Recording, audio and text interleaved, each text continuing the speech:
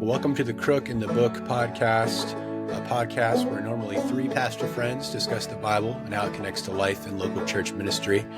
I'm Luke Miller, and I'm here with Andrew Balich, who is back with us once again after a short hiatus. And today we are without Jeremy, who is getting a little R&R in before heading back into the holiday rush here, I guess.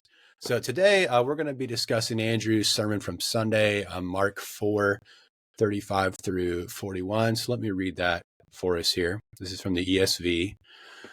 On that day, when evening had come, he said to them, "Let us go across to the other side." And leaving the crowd, they took him with them in the boat, just as he was. And other boats were with him. And a great windstorm arose, and the waves were breaking into the boat, so that the boat was already filling. But he was in the stern, asleep on the cushion. And they woke him and said to him, "Teacher, do you not care that we are perishing?" And he awoke and rebuked the wind and said to the sea, "Peace, be still." And the wind ceased, and there was a great calm. He said to them, "Why are you so afraid? Have you still no faith?" And they were filled with great fear and said to one another, "Who then is this, that even the wind and the sea obey him?" All right, before we jump in, just a reminder to you listeners, we love to hear from you. Any questions you have, topics you would like to hear us address, you can go to our church website, resources, and then click on Crook in the Book. And there's a little form you can fill out to submit those. Or, as someone did to me yesterday, you can always just come up and tell us in person as well. All right, Andrew, getting back to the text here. How would you briefly summarize the message you preached yesterday? Well, the main point I tried to kind of push and highlight was that just Jesus is Lord of creation. This is kind of some new information, or this is definitely new in the accounting that Mark has given us so far. Jesus has been in control of a whole host of things, including diseases and health. He's taught authoritatively. He's been in charge of the demonic world. He's been tempted. So there's a lot going on that is showing that Jesus is not just a mere man, but perhaps more than anything so far in Mark's account, we see that he is Lord of creation in this passage. And so we need to trust him. We need to reckon with that question that the disciples ask at the end of who is this that the weather and the sea and the waves and the wind obey him. And so Jesus is Lord of the Lord of creation was the big idea, and just basically walked through the text in two sections, looking at the storm, trying to highlight that this was a significant life-threatening storm. When you look at this passage and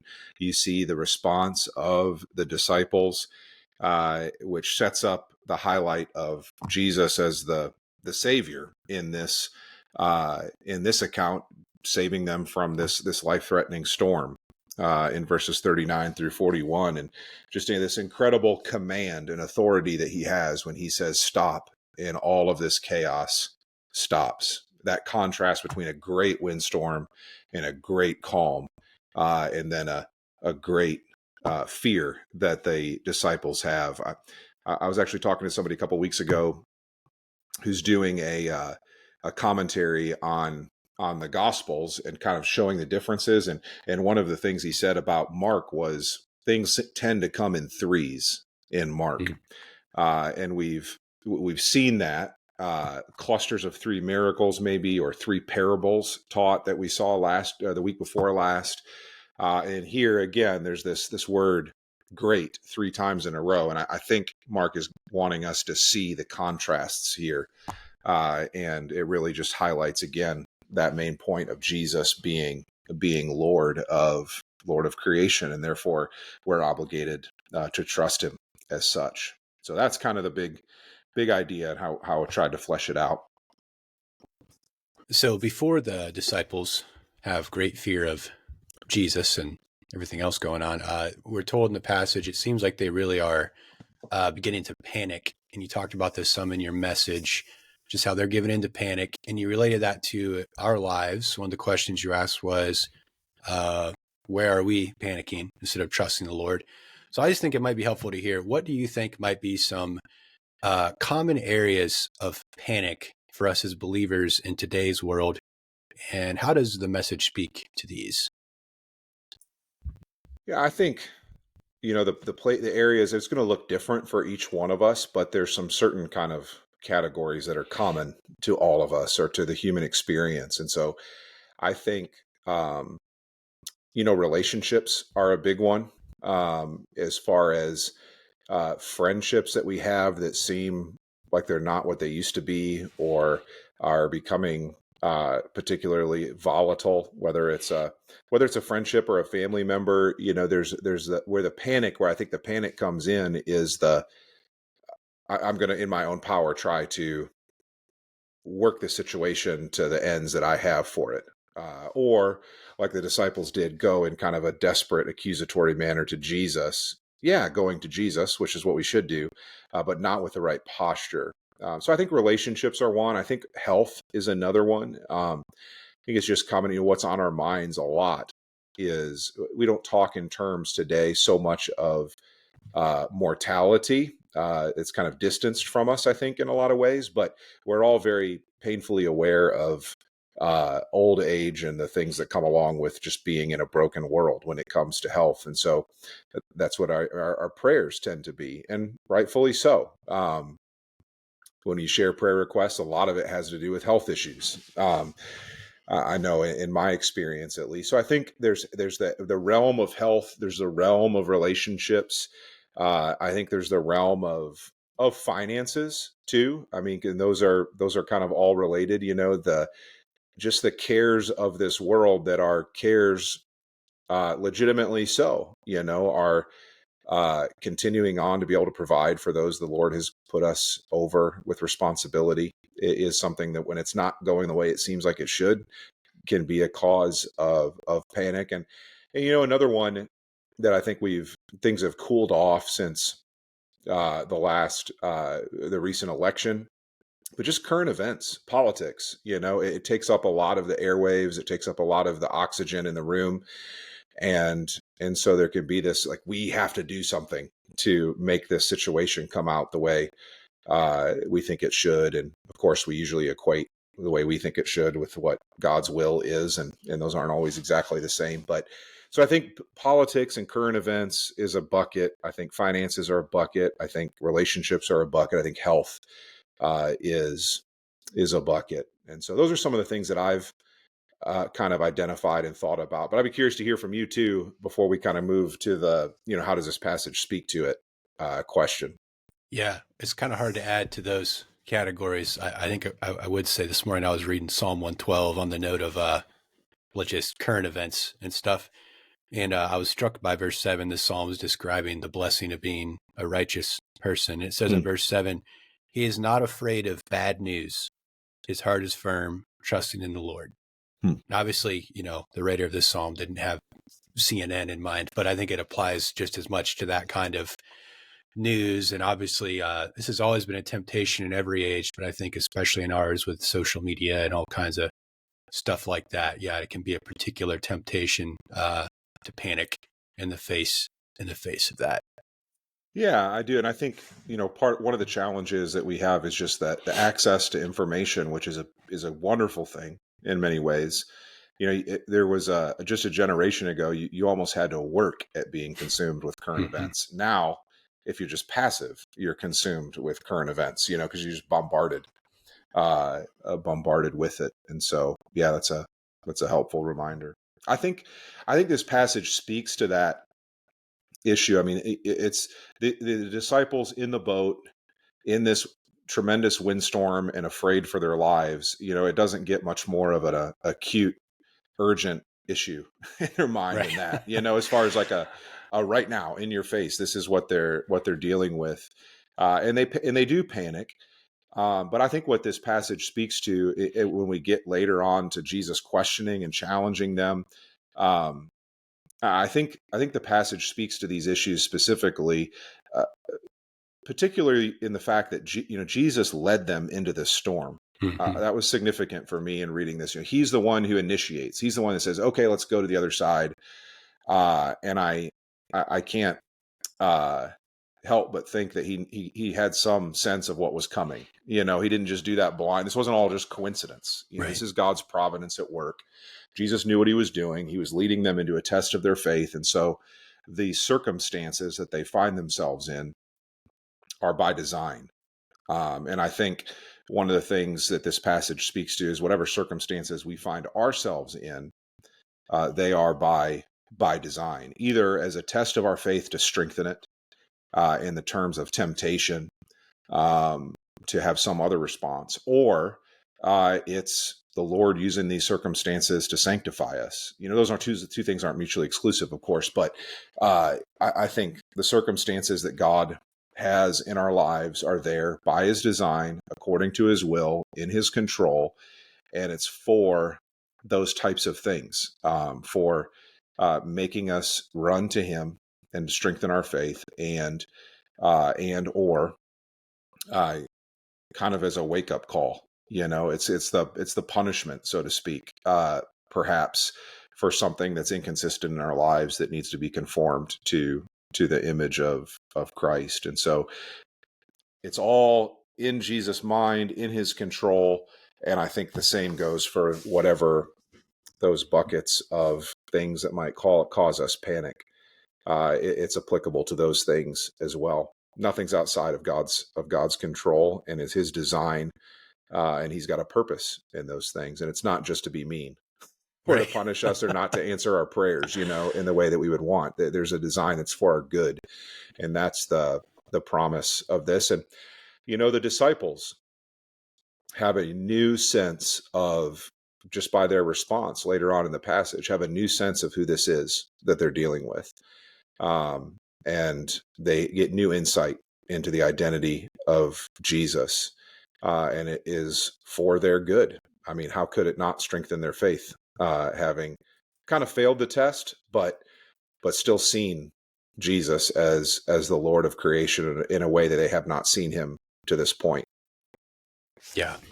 I think it's encouraging as well, just how, is the case often in the Gospels, even in the face of the disciples' failure, Jesus doesn't leave them. He, in a sense, uses their struggle, their failure, their sin to as a teaching moment. And I think he does that with us too. You know what I mean? Like when he brings us through trials, none of us ever handle them perfectly. We always have room to grow. But I think even in those times where we are failing, he's there with us. He's wanting to help us to grow. And like you said, it's the very thing he's using to increase our faith. And so I think that's an encouraging thing to keep in mind. Yeah, he's with us, and I think there is a sense in which he suffers with us. He's in the boat, to use this accounting as kind of a metaphor. He's in the boat with us. He doesn't leave us. He doesn't forsake us. And he is right there in the midst of whatever circumstance is causing us trouble and tempting us to panic. And a great encouragement to me is that's true whether it's a mess that I've made, or it's a mess that seemingly is from the outside that's inexplicable. Either way, he's committed to us in his presence with us, and that's a comforting thought. Yes. Switching gears a little bit here, how should we respond? You've mentioned that kind of a couple of times already, but how should we respond to Jesus as revealed in this account? What should be our response? And secondly, in light of that, how might this help us in our evangelism in our Christian lives? I talked about this a little bit in the sermon on Sunday, and when you read a passage like this, and there's certain responses that you can have. There's a response of, well, this is just a made up story, and so I don't have to deal with it. Or the disciples have just blown all of this out of proportion, and they're naive, and so whatever's here, there's some truth behind it, but it didn't happen this way, and so I can kind of dismiss it. Or you can accept the fact that this is actually how things happened, the way the Bible presented it. And if you accept that, which I think most of us, even in our culture, are not going to be so crass as to say the disciples were totally duped or the Bible's just all made up.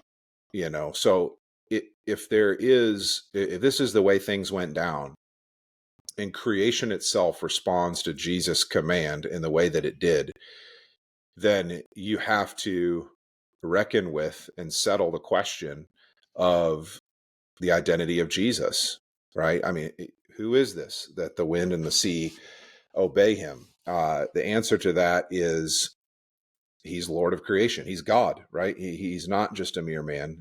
Jesus is divine. He's God incarnate, sent to pay for the sins of the world and to offer salvation. And so I think of that as an evangelistic tool. I know as I think about coming into the holidays and the amount of time that's spent with family and those that are kind of closest to us naturally, at these kinds of seasons of the year.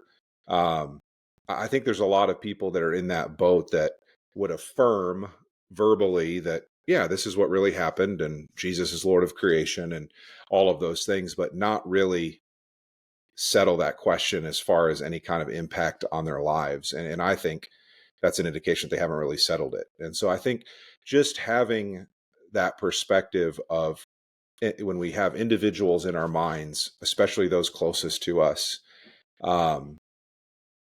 not letting that space of a kind of apathetic, unaccommodated profession of faith be a legitimate space. Saying, if Jesus is what this passage claims him to be, then that makes a difference in your life, both for what you believe and how you implement what you believe in your life. So in my mind, it's not letting people that I have the relational capital with to push, which tend to be those that are around knowledge, not let them live in that space of dismissal for whatever reason of Jesus that the Bible presents as God, but also not just allowing a verbal profession that is disconnected from a type of commitment to him as their Lord. So I think in those categories, and I think maybe that's helpful. It's helpful to me, and maybe that's helpful to others as they think about pushing those that they have the clout with to really reckon with Jesus. Yeah, I think, that question is just so clarifying, and it applies to literally, obviously any situation is one of the things that's nice about it. What are you going to, if Jesus is who he says he is, right? Do you believe that, first of all? Then what are you going to do with that? Whatever form and way we may present that to people, it applies to any circumstance, right? Whether it's someone who, like you described, is just kind of, they would acknowledge it with their head, but hasn't made its way to their heart, or, whether it's someone who is maybe has some doubts about Christianity, right? That's going to draw those out. It's it's a useful way, a helpful way to kind of boil things, because that really is what it comes down to, right? Is what is your relationship with Jesus? That's what determines whether you're in or you're out. And so it's a good way to help. Yeah. It's a good way to get down to brass tacks in a clarifying way. Yeah, and around the holidays, you think about the miracle of Jesus' incarnation and what it is. We're celebrating the incarnation at Christmas, and we do that in all sorts of ways, and most of them are fitting and good, but they're also sometimes so familiar that it doesn't force us to really take a step back and see how this impacts our lives, Right. And so that might be a hook and a way in with people, the conversation starter is the reason why everybody's together, around the holiday is to celebrate Jesus' birth. And that identity question is huge for that as well. For sure. All right. As I mentioned at the beginning of the podcast, we had a listener question come in related to this sermon. So here's their question. How can you tell when you are giving into fear instead of having faith? So kind of boots on the ground. What are some indicators that I'm giving into fear rather than having faith? I think what I would want to be careful not to say is that it's some kind of stoicism where I just am I'm above feelings and I'm Mm-hmm. above emotions and I'm above this really impacting me in a significant way. It's not this kind of callous, cold response to the circumstances in our lives. But I think one of the ways that we can see fear or faith is just the contrast that we have here with the disciples' approach to Jesus. What is my posture when I go to Jesus in Mm-hmm. these difficult circumstances? Is it one of accusation? Is it one of questioning? Or is it one of, yes, I'm going to you because I'm desperate, but I'm trusting you at the same time. I'm not questioning your love for me. I'm not questioning your sights set on my good in this situation, but I'm struggling feeling your love for me right now. I'm struggling seeing the bigger picture, but acknowledging that those things are true, even despite maybe them not feeling true in the moment. So I think how we go to Jesus in prayer, how we take our cares and concerns to Him, is an indicator of fear or faith. Another one I think is just, are we consumed with the fear, right? I mean, the fear is a natural response that often we have no control over.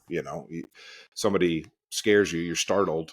It's just, it happens, right? I mean, it's not right or wrong. Right. It's just, but what do you do with that then? Right. Yeah. When somebody sins against you and hurts you, I know in my life a lot of times that can be all consuming in your mind. You know what I mean? You just mull it over and you think about it and you think about what you could have done different or what they should have done different, and I think that is not a faithful response. That's a fearful response. Thinking, uh, giving too much emphasis on what I am able to do in this situation, rather than trusting the Lord for what He will do in it. So, yeah, our how we approach the Lord and what consumes our thoughts. I think about this. What we'll say to our kids often, Darcy and I, at night when they're consumed with, what seems trivial to us adults, but it's big in their life in mind. This, we say, give it to God and go to sleep. It's a, yeah, your emotional response. Sometimes you don't have control over, but what you do with it, what are you going to do with it? Are you going to let it consume your thoughts and keep you up at night, or are you going to give it to the Lord, trust Him, and go to sleep?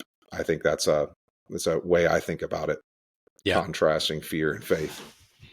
Yeah. You had a Lloyd Jones quote in there. Another one that came to my mind from his book on spiritual depression is faith is the refusal to panic. I think that's helpful.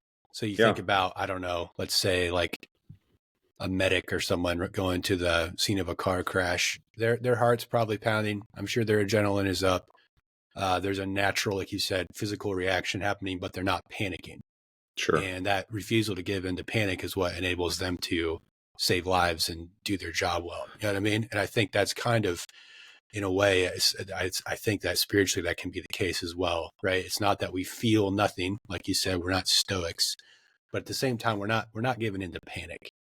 Mm-hmm. I think if I'm giving into panic, that's a pretty sure sign that that I have my eyes off of Jesus at that point. Well, and I like that illustration of somebody, a first responder on the scene of a traumatic event. It it doesn't drive them to just, start uh, start activity that Right. is not focused. You know what I mean? There's I think the difference between fear and faith.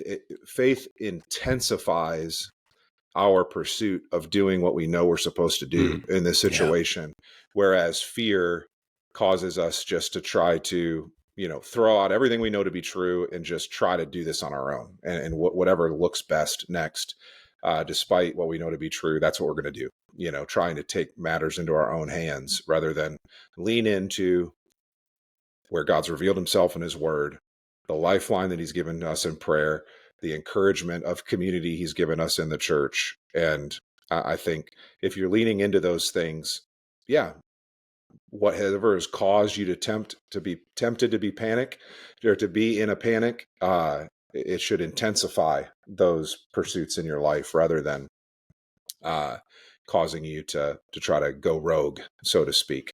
Yeah, agreed. All right. Well, we're going to switch to the random question of the day. Before we do that, though, Andrew, do you just want to tell our listeners quickly about the 19 podcast and how they can tune into that one? Yeah, if you go to 19alliance.org, all spelled out, you'll get to our website that has both articles and podcasts, and it's also on whatever you subscribe to podcasts on. You can find it that way as well. But the goal of that podcast is just to offer encouragement to people, specifically in the CMA family, but not exclusively. And we do interviews a lot of times. We'll talk about people who have written something for us. Recently, we talked to Greg Strand, who oversees theology and credentialing in the E-Free denomination, and just getting some wisdom from what's going on in some, kind of a sister denomination with some of the things we're struggling with the denomination. So we'll do that. We'll get more practical.